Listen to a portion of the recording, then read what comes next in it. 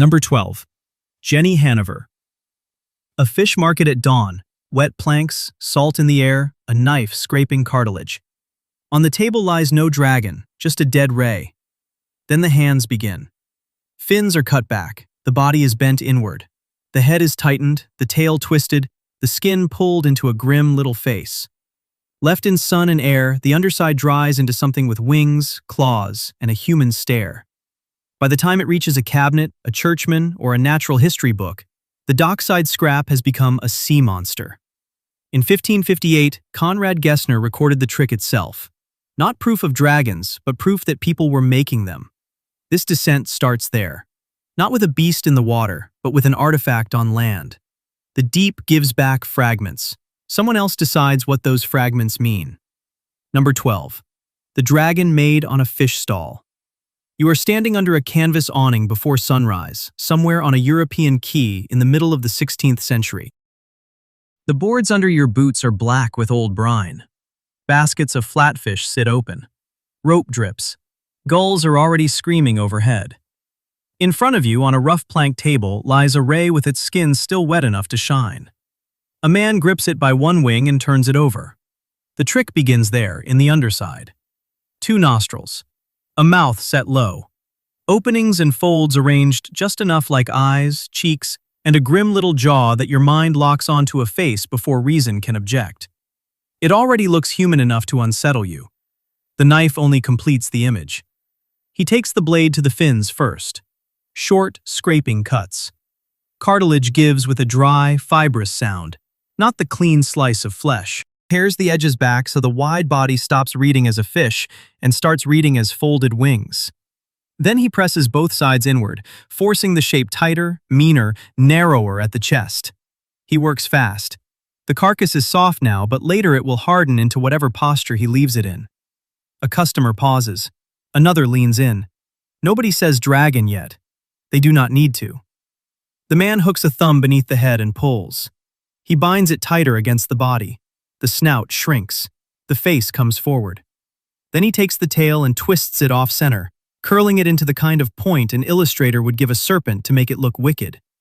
One more cut at the edges. One more tug at the skin. The dead ray on the table now has elbows. It has claws if you want them. It has a scowl if you are ready to see one. Everyone here is ready. The port is already full of sea stories. Ships come in from the Baltic, from the Channel, from waters most men on this dock will never see. They bring cod and herring and timber, but they also bring descriptions. A fish with a hood, a creature with a human face, a bishop in scales, a monk in the surf. Marvels travel by rumor before they travel by specimen. When a body appears that almost fits the tale, almost is enough. The man lays the altered ray flat again and begins to pin parts of it into place. The wings angle out. The face points up. The tail kinks into a flourish. You can smell the thing changing already. Salt, rot, and the sweetness that comes just before rot turns foul. He will not keep it wet. Wet tells the truth. Sun and air make the lie hold. So the carcass is set aside to dry. Hours pass. The market brightens. Eyes come first. Then heat. The skin contracts. The cuts sharpen. Soft curves turn angular. The underside pulls tight over cartilage and cavities. The false face becomes more severe, more deliberate, less accidental. By afternoon, it looks less like food than a relic. By evening, it could sit on a shelf and frighten someone who never saw the harbor. A few days later, you are no longer at the dock. You are in a shop. Shelves of jars, dried herbs hanging from beams, glass, bone, powder. A narwhal tusk in the corner if the owner is lucky or ambitious. The dried creature hangs from a peg behind the counter, wings spread, tail curled, mouth fixed in a permanent complaint. A visitor enters, looks up, and stops. That pause has value. Maybe the seller calls it a basilisk, maybe a sea devil. Maybe he does not name it at all. A named thing can be checked. An unnamed marvel can simply loom there and do its work. He only has to say it came from the sea. He only has to let the buyer stand beneath it long enough for imagination to finish the sale. In 1553 and 1554 and 1558, imagination is not private. It is printed, shared, collected, carried between scholars and patrons and clerics. Images of marine wonders are already circulating through Europe. When an altered ray appears in a cabinet or a study, it does not arrive alone.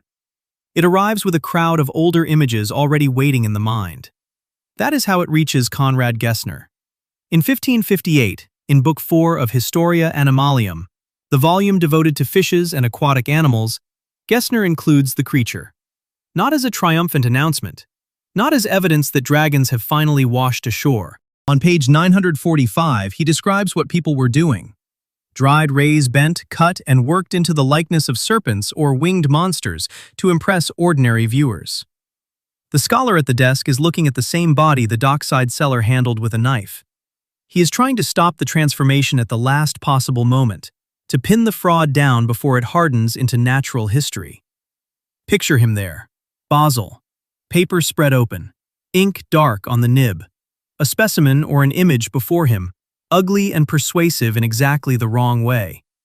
He writes it into the record because the fake is real as an object. Real enough to circulate. Real enough to deceive. Real enough that if he does not explain the trick, somebody else will preserve the monster and forget the knife that made it.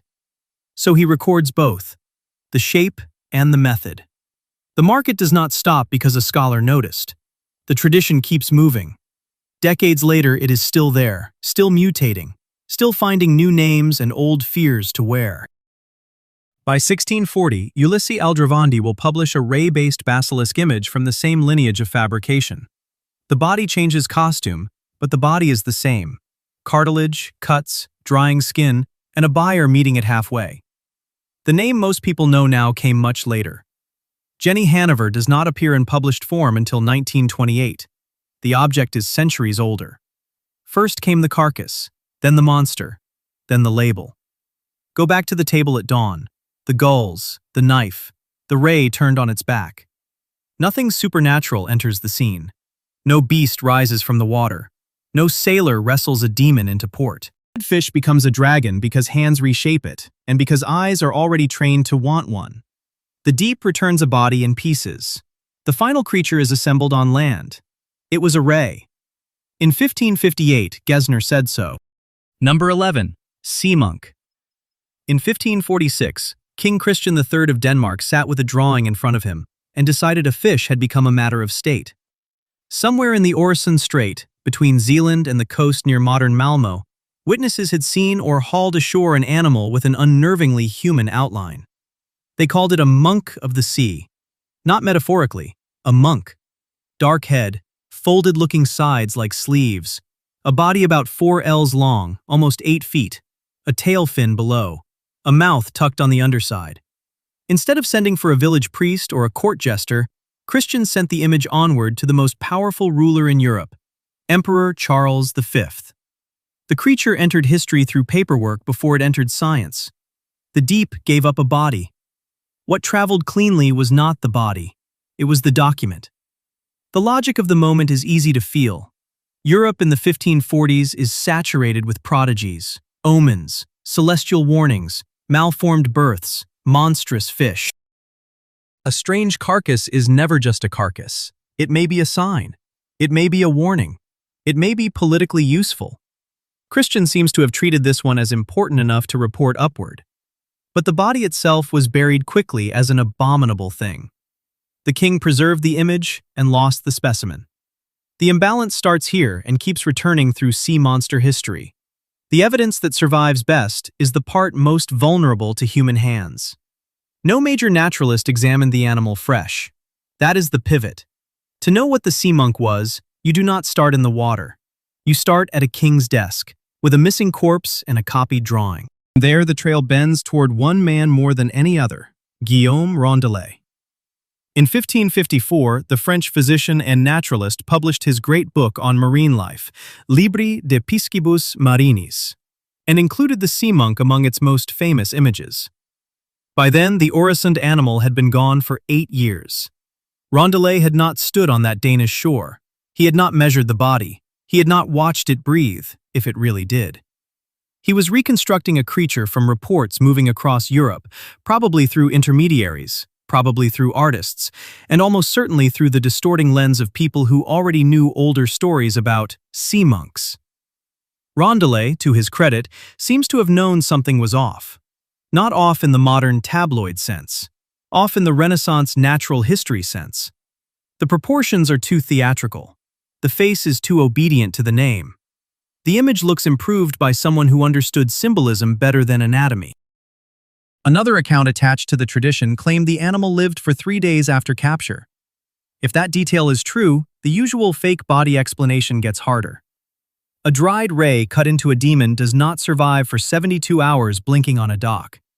But Rondelet was still dealing with an object he never saw, and a picture that may already have been corrected into a monster. Picture him in Montpellier in the early 1550s. Skins around him, notes, travelers' claims, the new burden of print. Once he puts this thing in a book, it stops being a rumor from the Oresund and becomes part of Europe's memory. Pierre Bellon had already printed a version in 1553. Conrad Gessner would repeat it in 1558. Rondelet is the hinge because he is close enough to the birth of the legend to still hear the static in the line. He includes it, but he also signals suspicion. The artists, he seems to think, made it more monstrous than the original warranted. That tiny hesitation matters.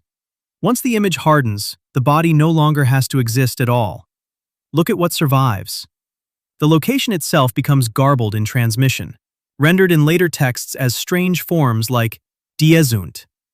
One hand describes the skin as scales, another gives it rough hide. The head grows more hooded. The fins turn more sleeve-like. The more Europe copies the sea monk, the more the creature conforms to the costume in its name. Not fish first, monk second. Monk first, fish second. That is how broken evidence behaves when culture gets to finish the anatomy. For centuries, people tried to reverse that process.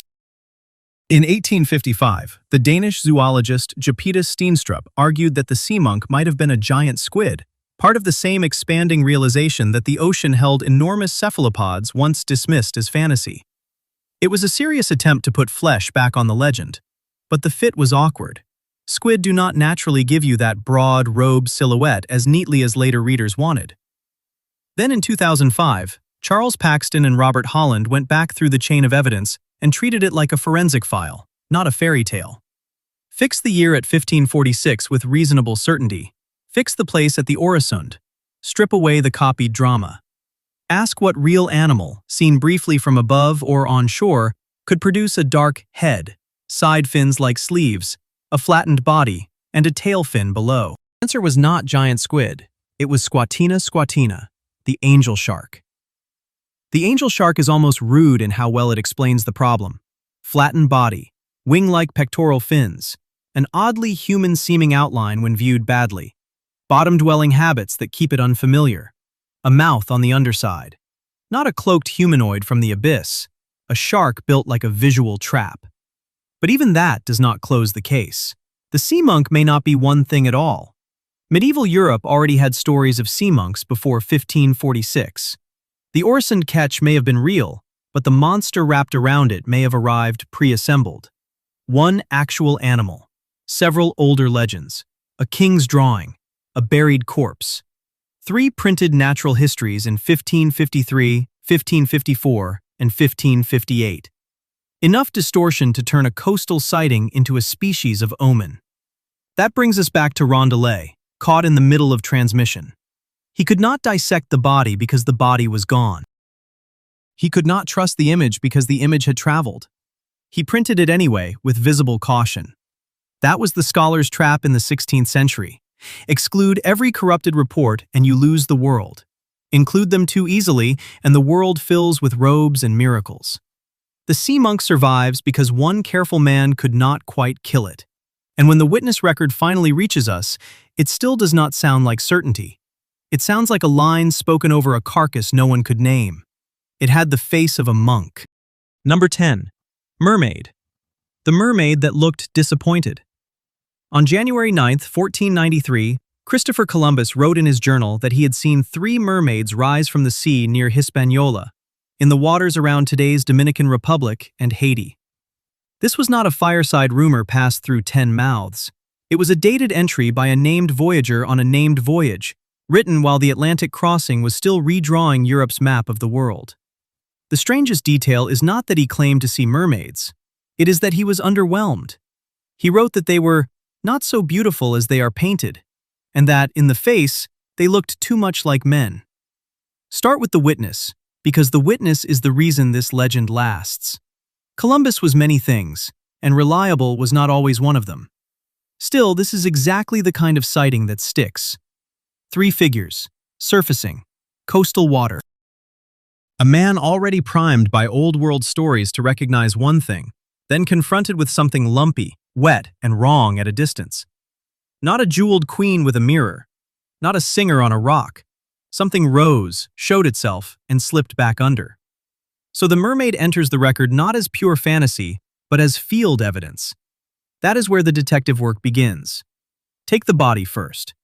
A typical adult West Indian manatee runs close to 10 feet long and weighs roughly 800 to 1,200 pounds. The head is rounded. The forelimbs end in paddle-like flippers. The tail is broad and flat. It surfaces slowly in shallow coastal water, often with just enough of itself visible to invite a bad conclusion.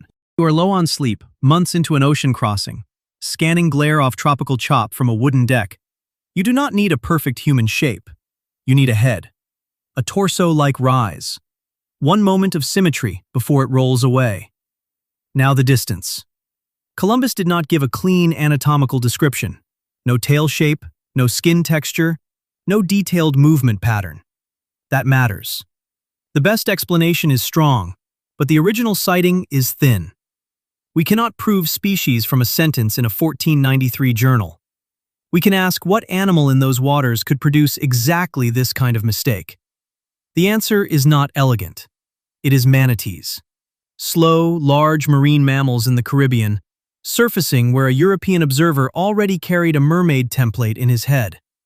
That template was ancient before Columbus ever sailed. Sailors did not meet the sea empty. They came loaded with saints, monsters, portents, sirens. When an unfamiliar animal broke the surface, the brain did not build from zero.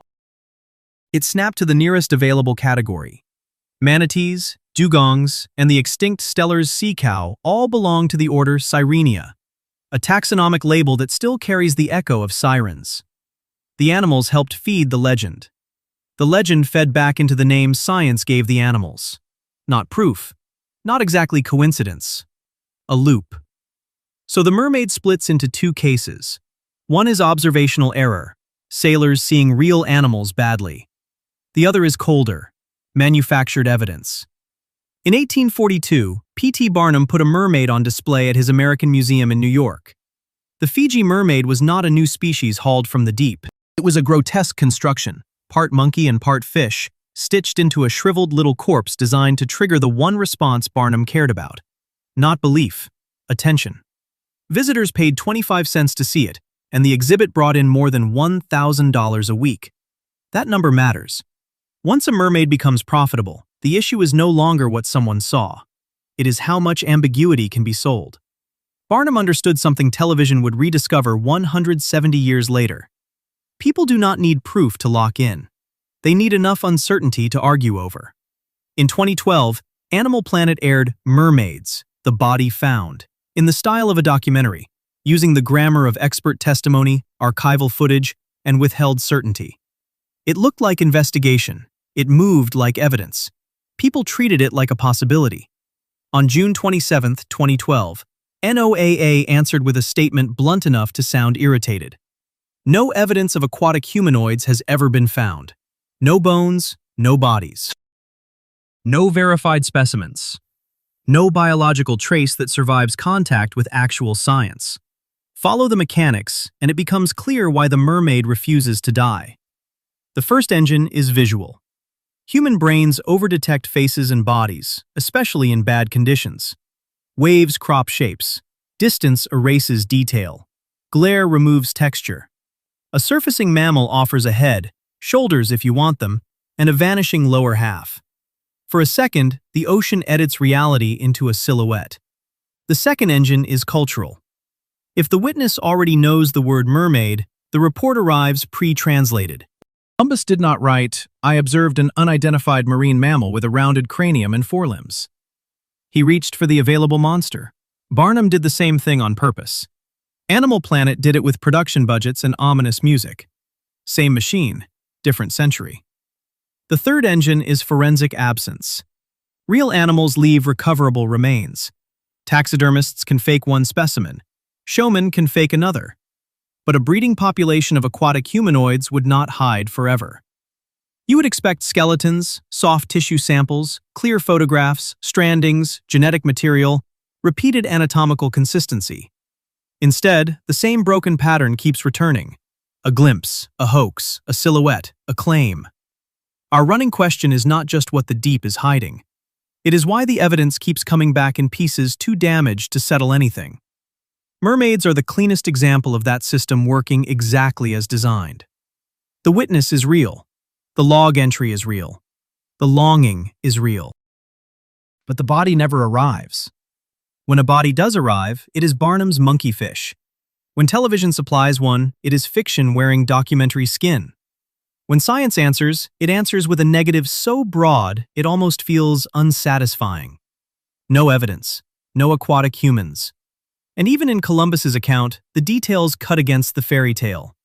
He did not describe beauty, he described failure. Faces less graceful than expected. Mermaids not as painted. The legend survives partly because the first famous New World sighting was already collapsing under its own bad view. The witness saw enough to use the word, but not enough to support it. So the mermaid did what it always does. It's just long enough to become a story, then dropped before it became a specimen. On the deck in January 1493, Columbus looks out again. The shapes are already gone. Only the ripples stay visible. Number 9. Gloucester Sea Serpent. On August 18, 1817, the town of Gloucester stopped treating a sea serpent as a joke and started treating it like evidence. The Linnaean Society of New England appointed a committee, not to retell rumors, to collect measurements, distances, angles, motion, head shape, speed, sound. 25 questions in all, designed less like folklore and more like an interrogation. Most legends survive on one blurry witness. Gloucester built a file. Start with the dates. August 6, 1817. The first reports break over the harbor. 2 women see something offshore. A fisherman sees it too. Then a captain of a coasting vessel walks into an auction room and says he saw a serpent 60 feet long at the entrance to the bay. He is laughed at. In most towns, that would have ended it. Here it did not. 1 report became 3. 3 became 10. Separate people described the same moving shape from different points on shore. Ridicule turned into surveillance. Now the map. Stage Fort. 10-Pound Island. The Fort. Pavilion Beach. Weber's Cove. Brace's Cove. These are not random names in a tale. They are sight lines. People are watching from elevations, beaches, boats, and harbor approaches. The case does not hang on one man drunk at dusk. It hangs on geometry. Different observers, different positions, same water. Then the body itself, if body is the right word. Witnesses do not describe one continuous length rising cleanly from the sea. They describe sections, humps, a dark line broken into intervals, rising and falling, like a caterpillar.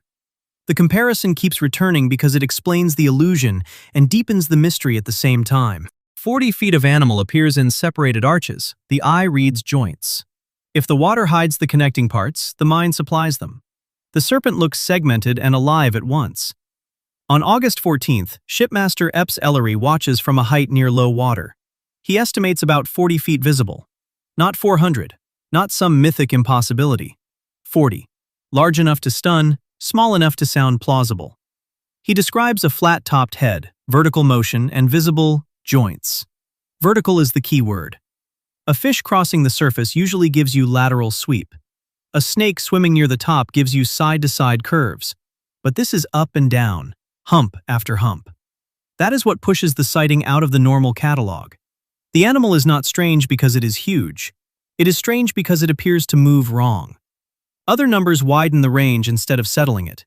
James Mansfield puts the length at 40 to 60 feet around August 15th. Solomon Allen goes much higher. 80 to 90 feet, and says the thickness was about that of a half-barrel.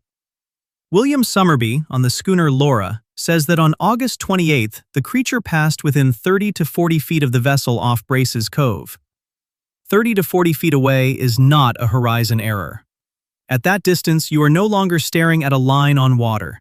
You are watching behavior, shape, rise and fall, the kind of detail people later swear to under oath. And they did swear to it. That is the most important number in the whole story. Not 60 feet, not 90, 25. 25 questions put to witnesses separately, with a magistrate involved and depositions taken as if Cape Ann had stumbled into a zoological emergency. Distance from the observer. Speed. How many parts appeared above water? Whether the motion was vertical or horizontal. The form of the head. Eyes. Mouth. Fins. Mane. Sound. Number of witnesses present. Early 19th century New England is trying, in real time, to force a monster into the format of natural history. That process gives the legend its backbone.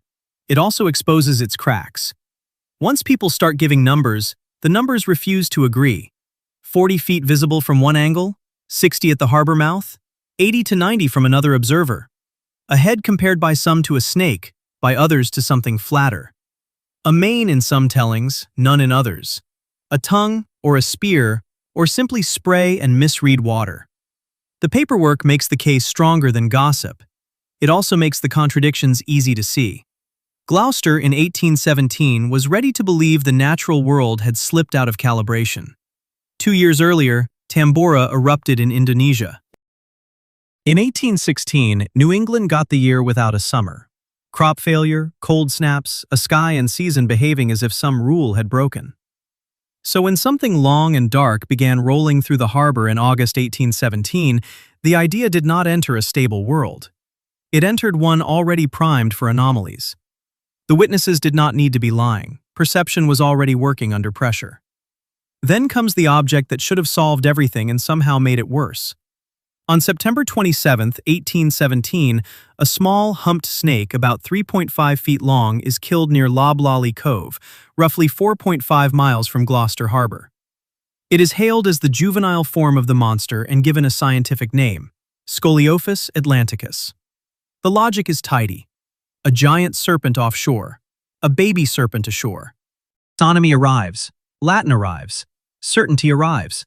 Later examination tears that apart. The baby sea serpent is reduced to a deformed black snake. Not proof. A mistake wearing a label. So the hunt continues into the next year. On September 6, 1818, Captain Richard Rich finally harpoons what many think is the Gloucester serpent. This is the moment the legend should become a specimen. Iron in the body, monster on the line. Men hauling against the weight, sure the harbor panic is about to end in meat and bone. Instead, the catch is identified as a large horse mackerel, what we would now call an Atlantic bluefin tuna.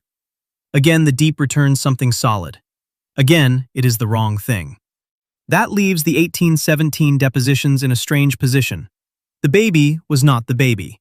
The harpooned monster was a tuna. But the strongest sightings remain on paper, separated by date, witness, and location, and they still contain details that do not fit neatly inside one explanation. Flat head.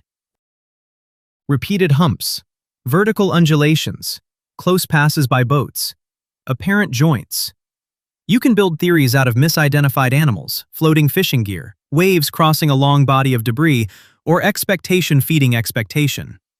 You can explain pieces, but the sea keeps giving back fragments that almost connect, never the whole answer. Officially, Gloucester produced a deformed black snake in 1817 and a bluefin tuna in 1818. In August 1817, witnesses under oath were still describing an animal that neither specimen actually was. Number 8. Cadborosaurus. What if Cadborosaurus was real? Not a dragon, not some impossible relic from prehistory. A long, fast coastal predator living in the cold inlets between Vancouver Island and Haida Gwaii. It surfaces just often enough to be seen from skiffs, beaches, and yacht decks, then dies almost nowhere people can study it. If that were true, the implication is blunt. A large vertebrate moved through one of the best-traveled coastlines in the Pacific Northwest.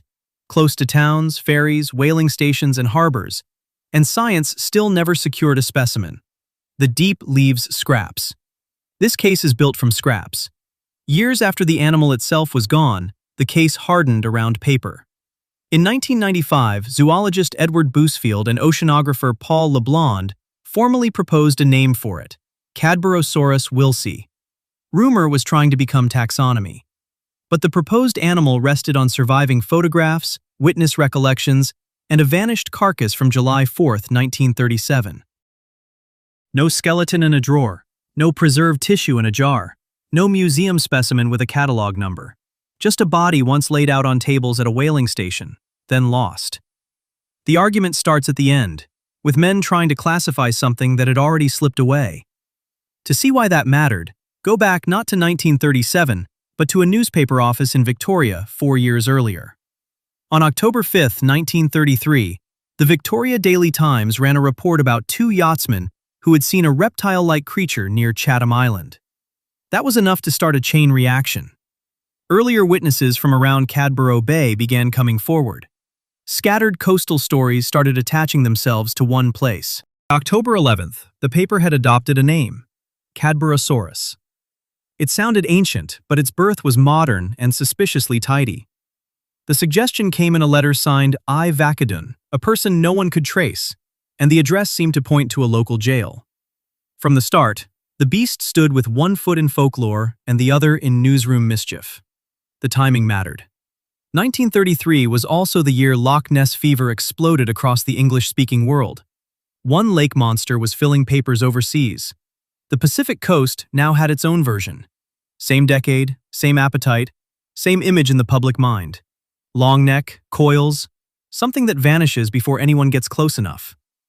Skeptics look at Cadborosaurus and see a regional answer to Nessie, assembled from headlines and suggestion.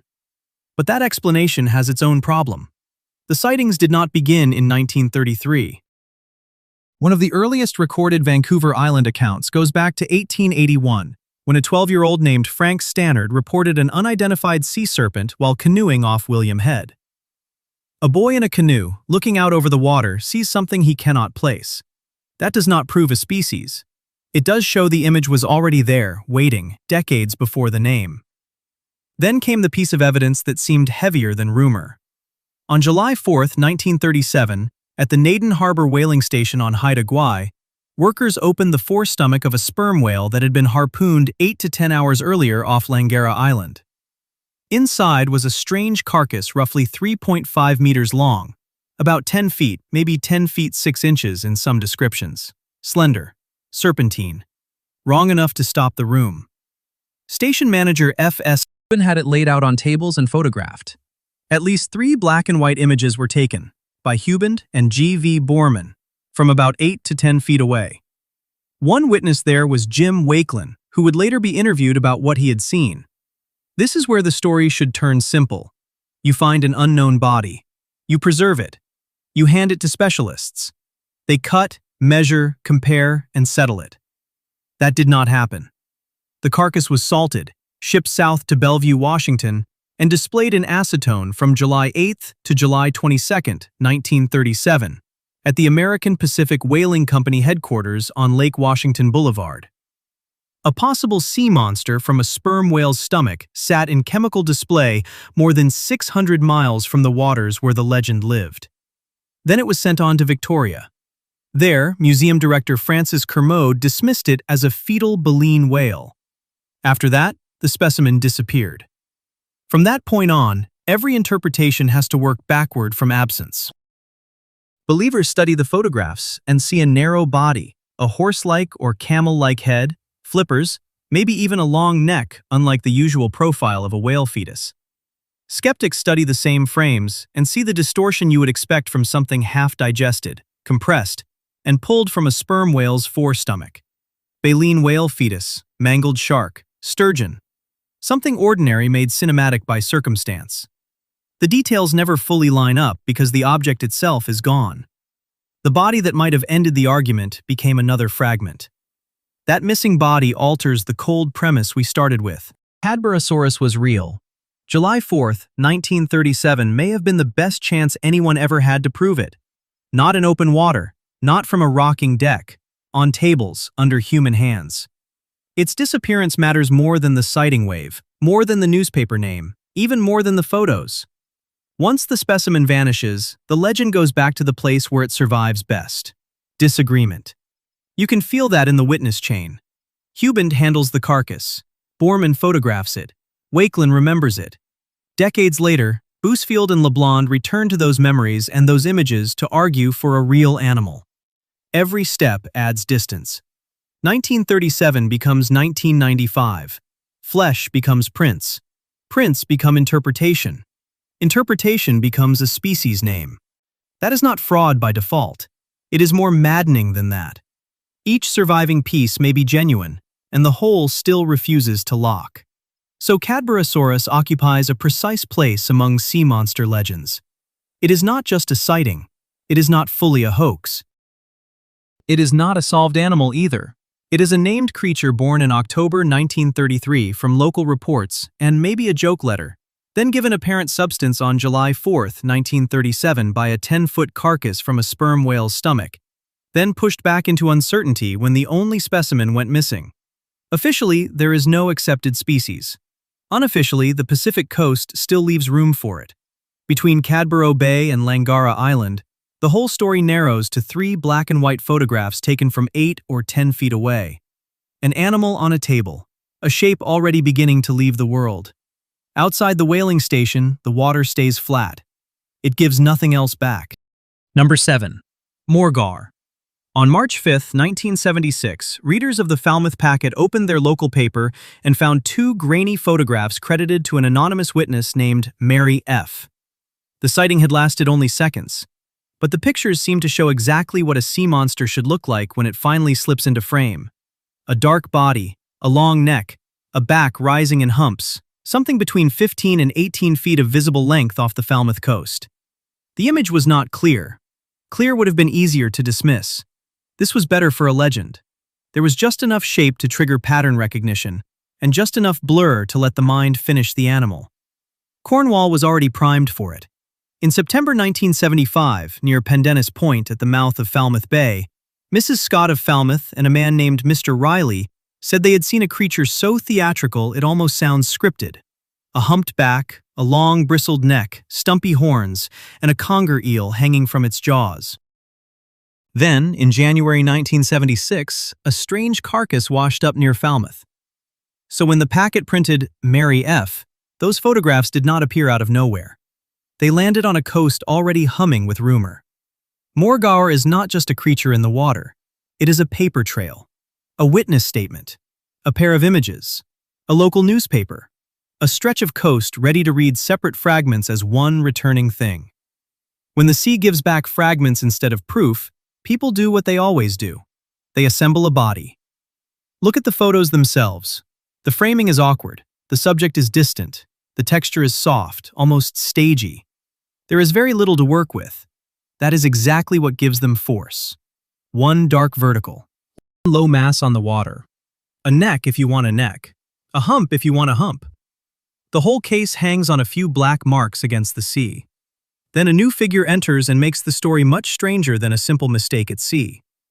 Tony Doc Shields was born in 1938, and by the mid-1970s he was active in Cornwall as an artist, magician, occult showman, and professional stirrer of atmosphere. He was the worst possible person to find near the center of a fresh monster flap if you wanted a clean zoological case. He cultivated spectacle. He liked ritual. He liked attention. Later evidence tied Shields and journalist Noel Wayne to a coordinated prank involving a model.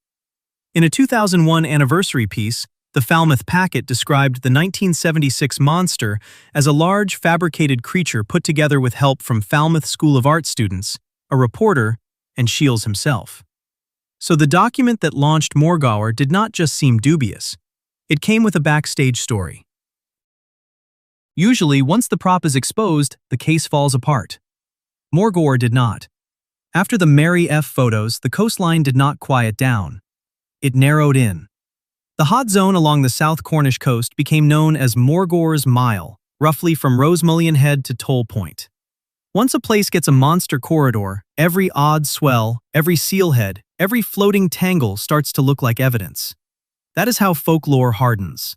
Not through one perfect encounter, but through repetition in a landscape already prepared to see. A bay becomes a stage. Then people start watching it like one. The reports kept coming. November 17, 1976, Shields and David Clark, editor of Cornish Life, reported seeing Morgawr in the Helford estuary. On January 31, 1977, Jerry Bennett of Seaworgan photographed the creature from Monaghan Beach. So even if the March images were staged, they did not end the story. They taught people the shape the story should take: long neck, dark back, low humps, brief appearance, gone before certainty. The legend had acquired a template. You can watch the mechanism work in sequence. First, a witness account dramatic enough to spread. Then a carcass, too strange to classify on sight. Then anonymous photographs printed at the exact moment public attention is hottest. Then a charismatic performer turns up near the center. That would already be enough for a strong local hoax story.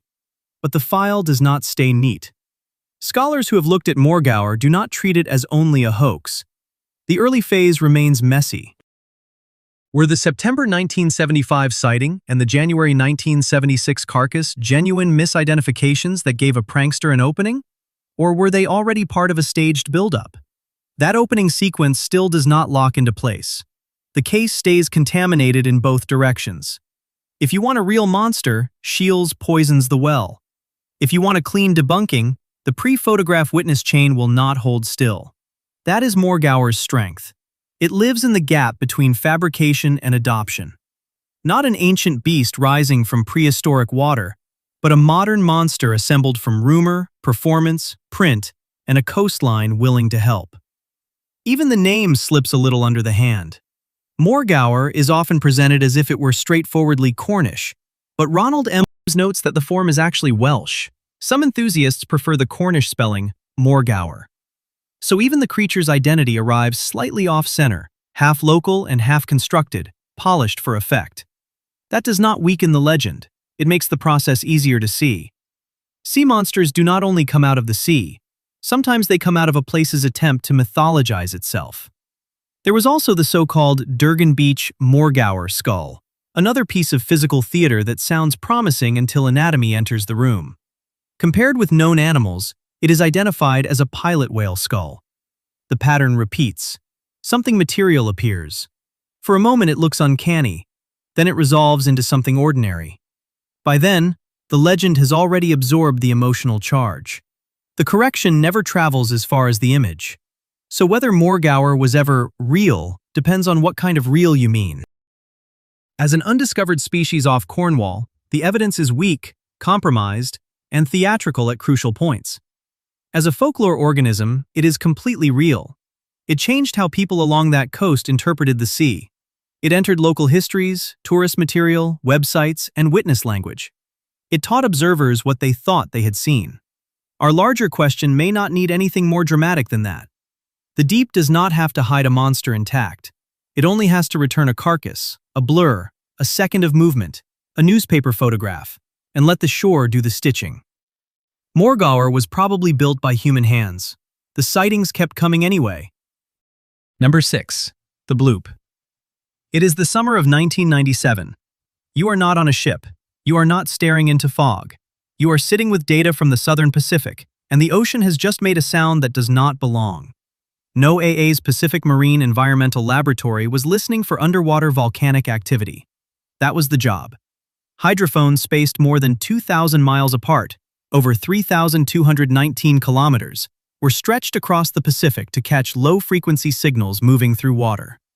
Most of what came in fit a catalog: quakes, ice noise, subsea rumbling, ocean machinery speaking its usual dark language. Then one signal rose out of it. It lasted about a minute. Ultra-low frequency, very loud. It climbed and fell in pitch in a way that did not fit the normal list. Not random, not static.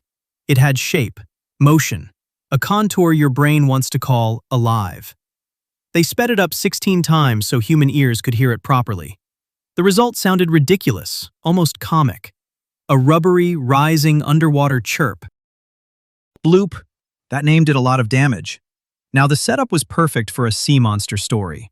A real signal from the deep ocean, recorded by government scientists, strange enough to resist easy classification. And with one fatal detail, its frequency change resembled some biological sounds, but it was much louder than any known whale call. This is how stories like this get their teeth, not from certainty, from the few years before certainty arrives. If you opened a tabloid version of the story later, the leap was obvious. Blue whales are the loudest animals known on Earth, so if this thing sounded vaguely animal but hit harder than that, maybe it came from something bigger than a blue whale, something built differently, more efficient, better at pushing sound through black water, something the deep had kept to itself. The bloop did not come from cranks in a basement. It came out of a real scientific uncertainty window. For a while, the biological possibility was not impossible, just extreme. Chris Fox, a NOAA oceanographer, would later say the Antarctic ice explanation was already suspected by 2001. But suspicion is not closure. Suspicion does not travel. The recording did. The nickname did. The monster angle definitely did. By 2002, media coverage had taken the stranger branch and run with it. There was no proof of a giant creature. There was not.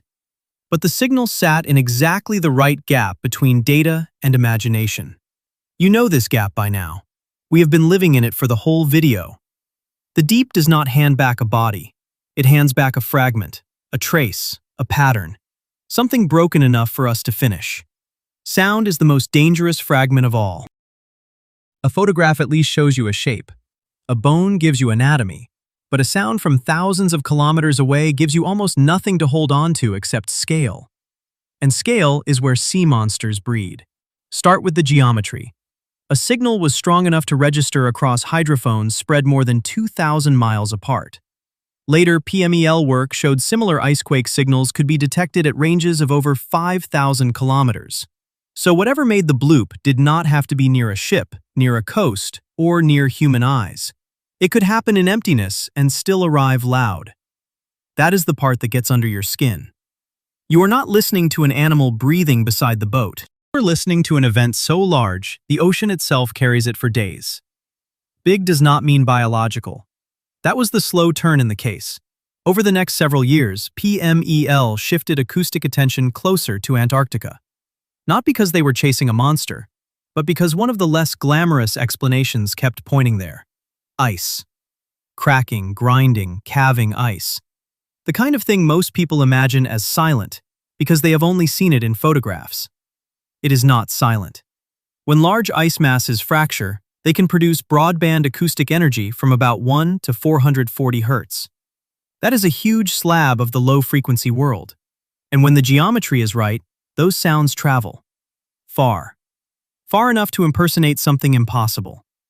NOAA eventually narrowed the likely 1997 source region to Antarctic waters between the Bransfield Strait and the Ross Sea, or possibly near Cape Adare. Notice what that means.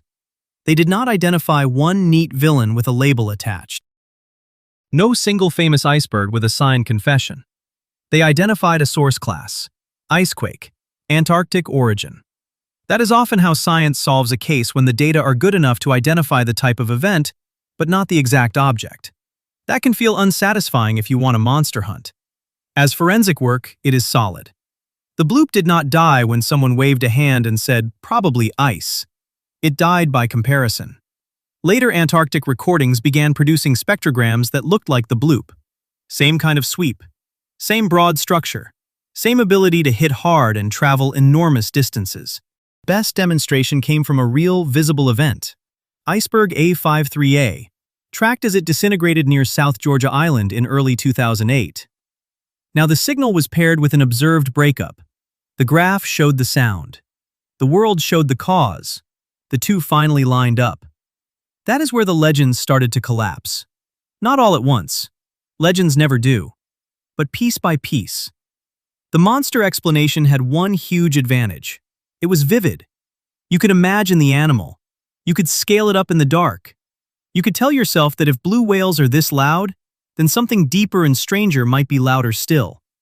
The icequake explanation had no face, no eye, no tentacle. Just stress lines in ice, pressure release, and sound propagation through cold water over vast distance. It was better science. It was worse theater. So public memory kept the bloop and quietly dropped the paperwork. The real version is almost weirder. For one brief stretch, the deep seemed to offer exactly what monster stories always promise, a call from below that exceeded the largest known animal on Earth.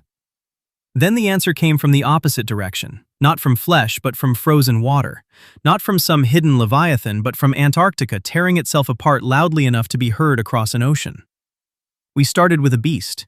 We end with climate and physics. Still, one sliver remains under the door. The 1997 event was explained by class, not individually named. NOAA gives a likely region, not a single confirmed iceberg. The original bloop has an address but not a face. Even solved, it comes back to us in pieces. Sometimes the deep is hiding nothing alive at all. Sometimes the creature is an event so distant, so vast, and so badly translated into human senses that we build the monster first and decode the ocean later. The bloop was never a sea beast.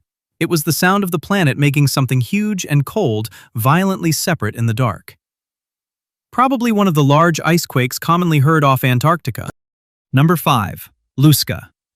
In 1967, marine biologist Bruce S. Wright put a local warning into print.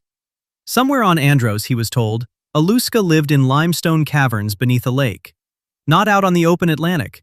Not in some sailor's horizon haze. Down in a hole cut into rock and filled with black water after the sea rose. You understand the warning the moment you walk up to one. It is noon on Andros. The light should be doing more than this. Pine forest behind you, mangroves ahead, heat in the leaves, insects in the brush. But the water in front of you does not brighten. It stays dark, almost polished, like a round piece of night dropped into the island. This is one of more than 180 blue holes scattered across Andros, the highest concentration anyone claims anywhere in the world. Each one looks less like a pond than an opening. Sea level used to sit almost 400 feet lower during the last ice age, so these were dry limestone caverns once. Then the ocean climbed back, flooded the chambers, and left windows into them all over the island. Cave became shaft, tunnel became drowned passage. Now a guide is telling you not to swim too close to the middle. He does not say it like a story for visitors. He says it the way people point out a rotten step. Matter of fact, eyes on the water. Something lives below, he tells Wright. Part octopus, part shark. Some say dragon. It waits in the caverns under the lake and takes what comes too near. You look again. The floating leaves stop looking random. The slick black center stops looking still. Even the ring of limestone seems too clean, as if the island has been bitten through. Then the fisherman talks. He is not giving measurements for science. He is trying to explain how wrong the thing looked. He says he once saw a dead scuttle washed into a place where men could actually get eyes on it, and it was longer than his boat. His boat was 18 feet long. 18 feet is manageable when it is wood under your boots. 18 feet is something else when it is arms, suckered and pale, slipping against a hull. You picture something broad as a sail, not swimming toward you, arriving around you. The guide says caves. The fisherman says length. The hole in front of you says nothing at all. So you kneel at the edge. The limestone is sharp under your palm. Dragonflies skim the rim. Somewhere behind you, the wind moves through Caribbean pine. Down here, the air over the opening feels cooler. Salt hangs under the sweet rot of mangrove mud. You lean far enough to look straight into the center and lose any sense of depth after the first few feet. The wall falls away blue, then ink. No bottom, no wavering weeds, no stones. Just a shaft disappearing under your own reflection. You move your head, and your face slides over the surface like it belongs to somebody already underwater. A ripple reaches the edge, not much, a soft push, then another. The black center tightens into a slow, turning pattern, as if the hole has remembered it is connected to somewhere else. These places are not sealed wells. They breathe with the tide through flooded passages in the limestone. Water moves through them sideways, downward, back out toward the reef and sea. Off Andros, the barrier reef runs 190 miles. Beyond it, the seafloor drops more than 6,000 feet into the tongue of the ocean. The island is full of hidden plumbing on a scale your body cannot judge. You see only a dark pool in the brush. Beneath you, the island is riddled with drowned stone. The guide takes one step back from the lip. Not dramatic, automatic. He has seen this before. A bucket on a rope drifts inward instead of down. A frond slides across the surface and vanishes into the center, as if a hand has taken it by the stem. You tell yourself it is current, because it is current. That does not help. It makes the feeling worse. You can imagine fighting an animal. You cannot fight a hole in the earth that breathes. Years later, on Cat Island, another man walks into the same kind of water. Writer Randy Wayne White is led through mangroves to Bad Blue Hole, an inland lake of around 40 acres hidden behind green walls and glare. Gator Ishmael points at the surface and tells him what happened there. Someone pushed a horse carcass into the water. Dead weight. Heavy. The body drifted out, and then something below took hold and dragged it under. You are close enough now to smell the mud and the sweet, sour rot coming off the edges. Flies find the remains first, crabs later. The middle of the lake keeps its own counsel. The carcass turns once in the dark water, bumps against mangrove shadow, and then the surface dimples inward. No fin breaks the top. No tentacle lifts into daylight. The body jerks, stops. Jerks again, lower this time, as if snagged. Then one hind leg rises at an angle that makes no sense, slides forward, and vanishes beneath the black. The water rolls over the flank. Bubbles come up in a brief silver chain. The smell hits stronger for a second. The lake takes the rest by sections, not with the clean violence of a bite, with the ugly, patient force of weight being claimed below. The men on shore do not rush in after it. They just watch. Out here, the line between an animal and a place is hard to see from the bank. Something moves under the surface along the edge of the opening, long enough to suggest a body, soft enough to be a current, dark enough to be shadow and nothing more. You lean for one better look. Then the water nearest shore begins to drain away from your feet, not fast, steadily. It pulls leaves, foam, and a floating branch toward a gap in the mangrove roots, where the blackness opens wider than it should. The guide grabs your sleeve. Below, whatever took the horse is still going down. Number 4. Akkorokamui. In 1901, John Batchelor sat down to print a 603-page book called The Ainu and Their Folklore. He was a British missionary on Hokkaido. By then, he had spent years listening, recording, translating, and trying to pin down stories that did not behave like simple stories. One of them came from the southern coast, from Uchiura Bay, Funka Bay, a cold basin on the Pacific side of Hokkaido, 42.3 kilometers long, 27.6 wide at the mouth, and 107 meters deep in the center. On a map, it looks contained. Out on the water, it can keep layers apart. Currents move above. Heavier cold water lingers below. Summer stagnation sits underneath. Fish run through. Bad smells get trapped and then released. That matters because Batchelor did not write down a dragon in the clouds or a light in the distance. He wrote down 3 fishermen. They had gone out after swordfish, not to chase a legend, to work. Batchelor says the men saw a round creature in the sea with staring eyes. Not a long serpent, not a whale at dusk. A shape in the water, wrong enough to stop them cold. Then they fought it. Picture the scene, a small boat, cold northern water. 3 men bent over their gear, looking down into chop and reflected sky. Then a red-brown mass rises where no mass should be. The Ainu name for that force was Akkorokamui, a giant octopus spirit of the bay. In older tradition, it was not merely an animal. It belonged to the category of dangerous power, a kamui, a being with agency. One version of the story says a mountain destroyer named Yaoshikep terrorized the village of Rabunja until the sea deity Rapun Kamui dragged it into the bay. It became this immense red thing in the water. So by the time Batchelor heard the fisherman's encounter, the shape already had a place in the world. Not just biology, judgment, memory, location. Funka Bay is not open ocean fantasy. It is specific water with specific behavior. Cold enough for giant Pacific octopuses. Productive enough for fisheries, layered enough to hide things and make ordinary things feel wrong. If you are in a boat there and some dark fluid suddenly spreads on the surface, The bay does part of the work for you. Bachelor says the men fled from the creature's black discharge and overpowering smell. That is the detail that gives the report weight. Real octopuses do eject ink. Real marine animals do produce a brutal smell when stressed, wounded, or hauled near a boat. Real fear usually does not sound like poetry. It sounds like men dropping whatever they thought they were doing and rowing for shore. So what did Bachelor actually capture? Probably not a 120-meter monster. That number belongs to the legend at full fever. 390 feet of nightmare, an animal so large it stops being zoology and starts becoming weather. Nothing in cephalopod biology gets you there. The real giant Pacific octopus, the species that ranges from Japan north through Alaska and down to Baja California, usually spreads its arms a little over 4 meters. Huge by human standards. More than huge enough if you meet one underwater. But the largest reliable records are still on the order of 9 meters across and around 272 kilograms, roughly 30 feet, about 600 pounds.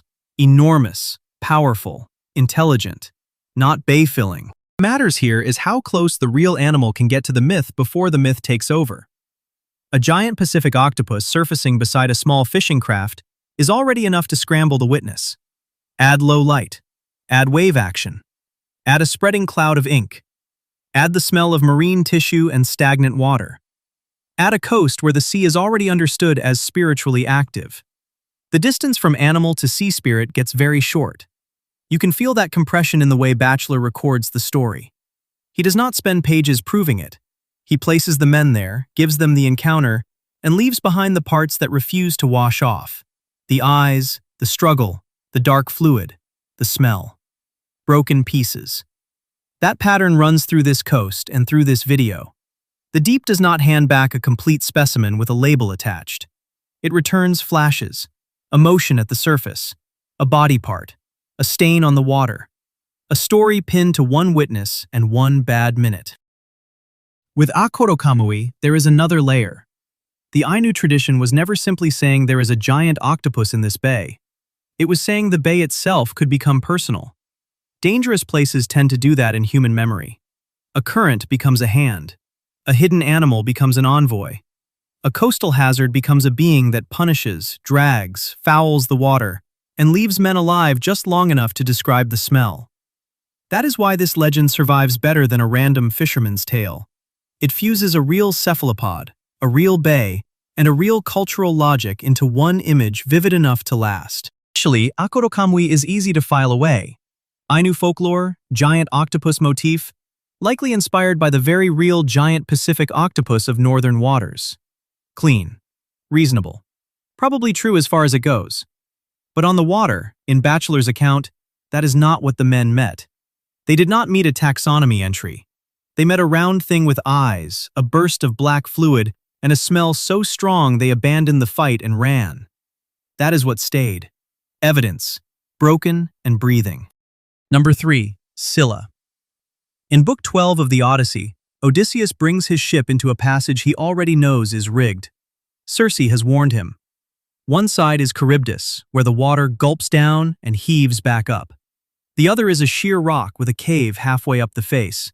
He cannot clear both. So he makes a brutally practical choice. He chooses the cliff. He does not tell his crew what that choice means. He tells them to row. He orders the helmsman to keep away from the smoke and the surf and hug the rock. That detail matters. Scylla is not described like a roaming beast crossing open water. Homer builds her like a trap. Fixed position, elevated strike point, hidden body, visible mouths, 12 dangling feet, 6 long necks, 6 heads, 3 rows of teeth in every mouth. Start there. Not with a giant squid, not with a dragon, with attack geometry. You are on the deck. Oars thud. Everyone is watching the wrong danger. Off one side, the sea is collapsing into itself, the kind of churn no sailor can ignore. Eyes go to the whirl, hands tense for the pull. Then the hit comes from above. Scylla reaches down from the cliff cave and takes 6 men, 1 in each mouth, while the ship keeps moving forward. That is the trick. The monster does not stop the vessel. It does not capsize it. It removes exactly 6 people from a moving boat in a narrow passage, while the survivors are too busy avoiding one hazard to understand the other. Homer gives a witness image hard to forget. Odysseus sees the men lifted, screaming, hands outstretched toward him, the worst thing he says he ever watched at sea. Strip away the teeth for a minute, and the shape of the story starts to look very specific. First clue is the setting. The place most often tied to Scylla is the Strait of Messina, the channel between Sicily and mainland Italy. It is only about 32 kilometers or 20 miles long. At its narrowest, it shrinks to roughly 3 kilometers, about 2 miles across. This is not a vast, mythic ocean. It is a funnel. Funnels create behavior. NASA's observations of the strait describe alternating currents that reverse about every 6 hours. Water masses with different properties push through a shallow constriction. On the surface, ancient sailors would have seen the struggle clearly. Streaks, boils, standing ripples, sudden lines of turbulence. In strong conditions, the flow there can even rip seaweed from the ocean floor. So when Greek tradition places one terror in the sucking water and another on the rock beside it, the pairing looks suspiciously neat. Less like random fantasy, more like navigational memory. One hazard pulls your attention outward. The other punishes you for compensating. The second clue is visual. Later art turns Scylla into a hybrid nightmare, often a woman above, fish below, dog heads bursting from her waist. That is the famous version. Homer's version is meaner and less decorative. He does not give you a clean, full-body portrait because the body is not the point. The point is the kill zone. A cave in the cliff, a thing mostly hidden inside it. Long reach, many mouths, a fast, downward strike. This sounds less like zoology than a sailor's reconstruction. Men on a deck do not see the whole attacker. They see what enters their world. Mouths, necks, teeth. The rest stays in shadow. Notice what the story does with numbers. 6 heads, 6 sailors, for each mouth. The neatness feels almost forensic. Not because it is literally true in a biological sense, but because witnesses remember countable losses. 6 men missing is administrative fact. 6 mouths is narrative logic laid over that fact, so the memory will stick. The deep gives back fragments, so the mind locks them into a pattern hard enough to survive. There is another clue in the cultural trail. By the 5th century BCE, Scylla is already fixed enough in Greek imagination to appear on coins and on red figure pottery. The image spread far beyond one passage through one strait. But the details do not stay stable. Her parentage splinters depending on the source.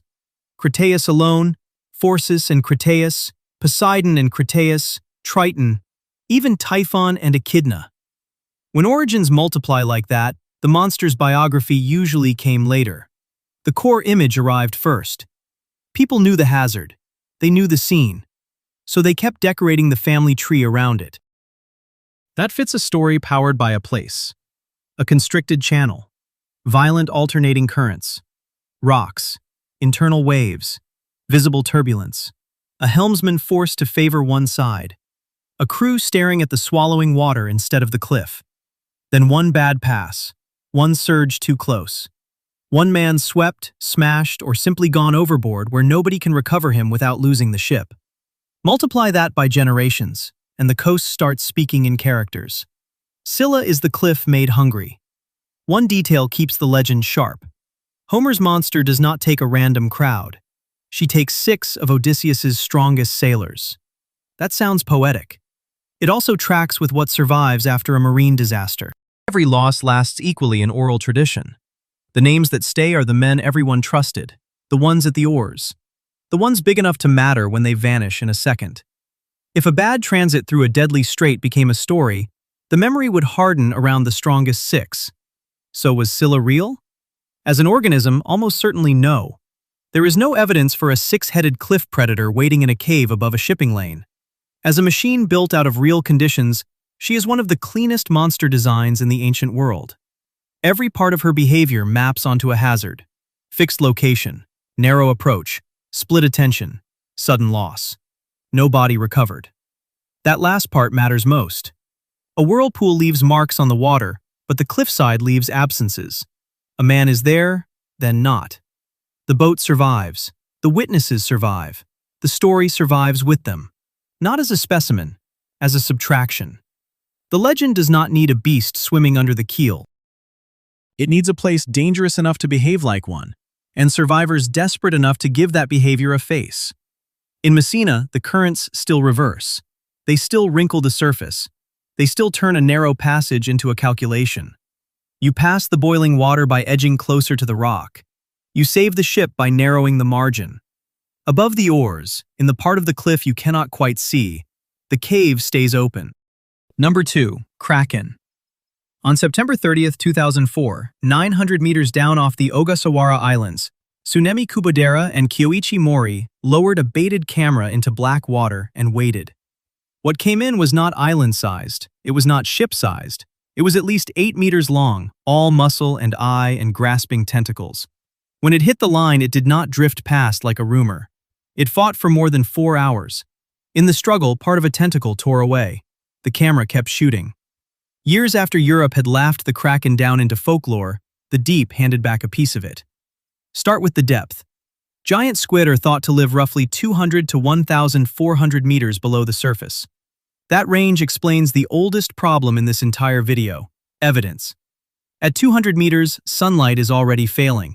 At 900, you are in pressure-soaked dark. Wood rots there. Sails vanish there. Witnesses see only what breaks the surface for a second. If something long-armed seized bait, snapped lines, or rose under a shoal of fish, sailors would not bring home a clear animal. They would bring home fragments, a scar, a severed limb, a story missing its middle. That is almost exactly how the Kraken enters print. In 1752, Eric Pontoppidan, Bishop of Bergen, described a creature off Norway whose back was about 1.5 miles around and looked like a chain of islands. 3 years later, in 1755, A. Linde published the English edition of The Natural History of Norway, and the Kraken moved beyond dockside warning. It became a fact-shaped monster for the reading public. Pontoppidan's fishermen said fish gathered above it, which made the spot profitable. But if the creature sank, the sea turned dangerous. The water drew down. Whirlpool formed. Boats that had just found abundance could be pulled into a killing circle. Take those numbers seriously. A back 1.5 miles around is not an animal. It is a coastline. Arms strong enough to seize a warship are not zoology. They are escalation. Still, the structure under the exaggeration is tighter than it looks. First comes a broad patch of water unusually rich in fish. Then comes the decision to stay. Then the sea changes. Reward, delay, collapse. That is the logic of a trap. Traps make durable legends because the men who survive can count what mattered. How many boats, how many nets, how much distance from shore, how fast the surface changed. Now bring in the animal science eventually found. In 1857, Japetus Steenstrup formally classified the giant squid, Architeuthis dux. That date is the hinge. Before 1857, the Kraken sat between sermon, sailor tale, and map margin nightmare. After 1857, it had a candidate body. Not for the whole legend. For the parts with arms. The numbers on that body are enough to keep the legend alive. Females are thought to reach about 13 meters, males about 10. The largest scientifically recorded giant squid was almost 43 feet long and may have weighed nearly 1 ton.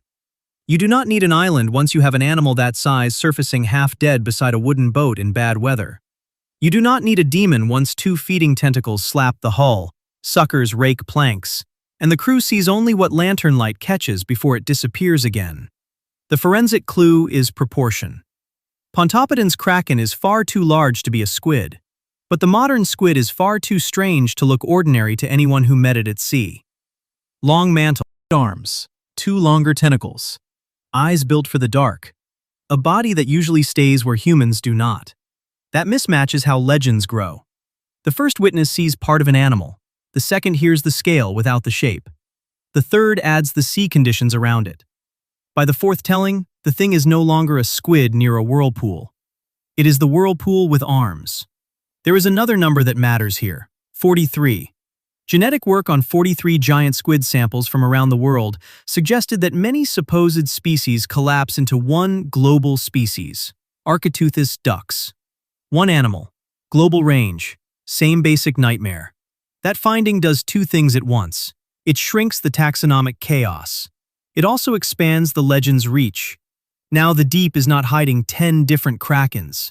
It may be hiding one giant squid lineage capable of turning up almost anywhere the ocean is deep enough.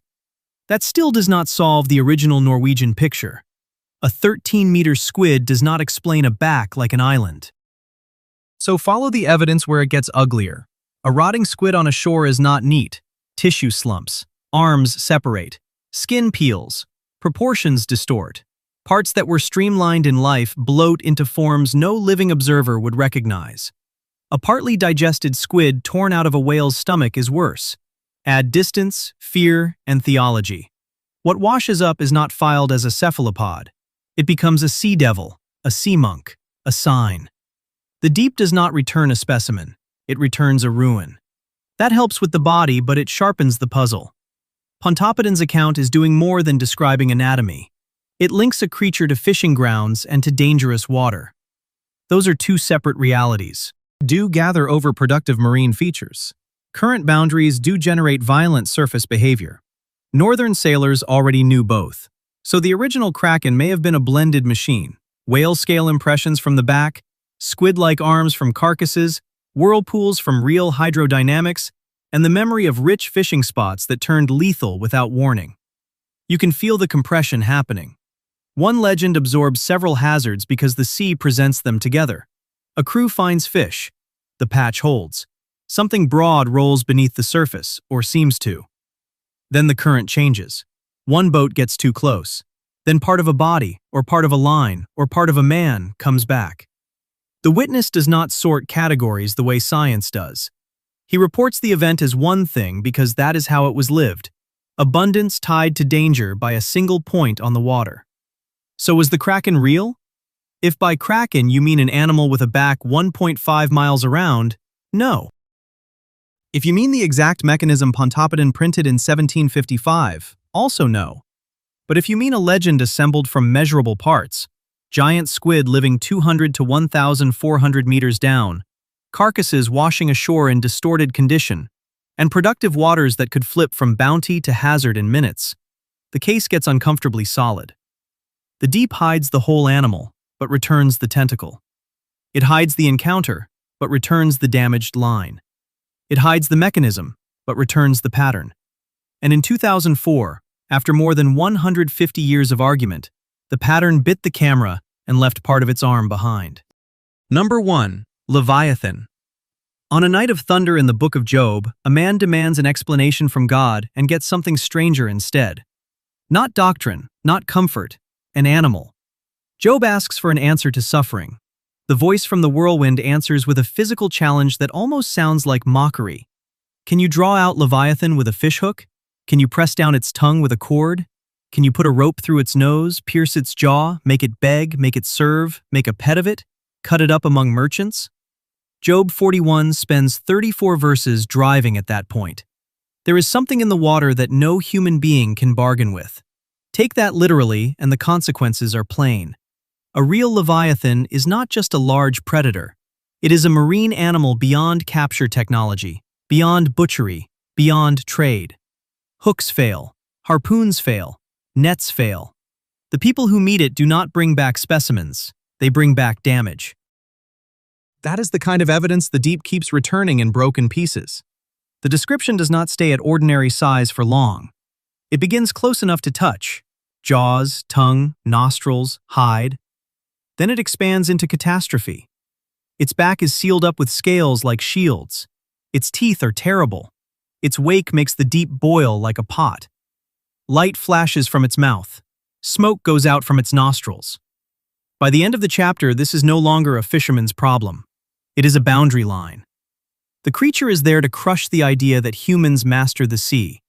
Leviathan enters Western memory not as a vague monster, but as a test. Could this thing be handled? Could it be landed? Could it be skinned, divided, sold? In Job, every answer is no. Practical framing keeps pulling the legend back toward reality. This is not just, there is evil in the waters. It is a hand reaching toward flesh and pulling back fast. Put your hand on it, and you will not do it twice. Now take the language apart. Some details are mythic on purpose. Flame from the mouth is not a field guide. Other details land with the weight of an actual animal. Armor plating, terrifying dentition, a body that churns the surface into foam. If you were trying to build Leviathan out of creatures people truly feared, one candidate is obvious. Start with the saltwater crocodile. An adult male averages around 17 feet and about 1,000 pounds. Large specimens may reach 23 feet and 2,200 pounds. The heaviest confirmed males push roughly 1,200 kilograms, 2,645 pounds. Put that bulk in brown water, mostly submerged, with only the ridged back and the eyes exposed, and you already have the beginning of a biblical problem. Not the whole thing, but the beginning. Crocodiles explain the shield-like hide better than they explain the rest. They do not explain the boiling wake in open sea very well. They do not explain why Leviathan becomes, elsewhere in the Hebrew Bible, something more than an oversized reptile. There are 5 key references spread across the text: Job 3:8, Job 41, Psalm 74:14, Psalm 104:26, and Isaiah 27:1. In one place, Leviathan is cursed. In another, it is crushed. In Psalm 104, it is simply a creature God formed to play in the sea. That is a strange downgrade for pure evil. The chaos beast suddenly moves through creation like anything else with breath and muscle. The Bible does not keep Leviathan in one category: animal, enemy, symbol, spectacle. It keeps slipping. Then the trail runs older. In the spring of 1929, at Ras Shamra on the Syrian coast, the archaeologist Claude Schaefer began excavations that uncovered ancient Ugarit, and with it, a lost cuneiform script. From that site came the Baal cycle, preserved on 6 tablets and running to about 2,350 lines. In those lines appears a monster called Litan, or Lotan. The biblical language stops looking isolated. Litan is described with the same eerie formula later used in Isaiah: the fleeing serpent, the twisting serpent. In Ugaritic, this thing is also the powerful one with 7 heads. Not similar in a vague way, similar in the exact places that matter. When Isaiah 27:1 speaks of Leviathan, the fleeing serpent, Leviathan, the twisting serpent, and the dragon who lives in the sea, it is not inventing fresh monster poetry out of nowhere. It is reaching into a much older Near Eastern combat myth. Storm god against sea serpent, order against chaos. It pulls that vocabulary forward into Israelite scripture. The beast changed names. It changed theology. It survived the trip. That shift unlocks the legend. If Leviathan were only a whale, the 7-headed serpent language makes no sense. If Leviathan were only a chaos dragon inherited from Canaanite myth, the obsessive realism of Job 41 makes no sense. The text cares too much about hooks, ropes, jaws, scales, and touch. It keeps dragging the cosmic monster down into the range of human hands.